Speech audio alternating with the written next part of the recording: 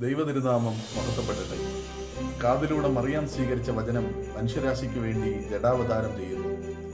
ദൈവം ലോകത്തോടുള്ള പ്രണയം പുത്രനെ നൽകി വെളിപ്പെടുത്തുന്നു. അനുസരണക്കേടിലൂടെ മനുഷ്യൻ നഷ്ടപ്പെടുത്തിയ ദൈവ സാദൃശ്യം പുത്രൻ വീണ്ടെടുത്തു തരുന്നു. ക്രിസ്തു തന്നെ പരിചയപ്പെടുത്തുന്നതും പരാമർശിക്കുന്നതും മനുഷ്യപുത്രൻ എന്ന പേരിലാണ്. മനുഷ്യർ അവർക്ക് വേണ്ടി ദൈവനാമങ്ങളും അവയുടെ പര്യായങ്ങളുമൊക്കെ നൽകുമ്പോൾ, അതിൽ അഭിമാനിക്കുമ്പോൾ ദൈവം മനുഷ്യപുത്രനെന്ന് സ്വയം പരിചയപ്പെടുത്തുന്നു.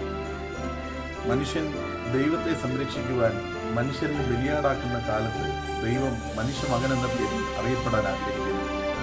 മനുഷ്യരൂപഭാവങ്ങളെടുത്ത് അവതരിക്കുന്നു, മനുഷ്യന് വേണ്ടി മരിക്കുന്നു.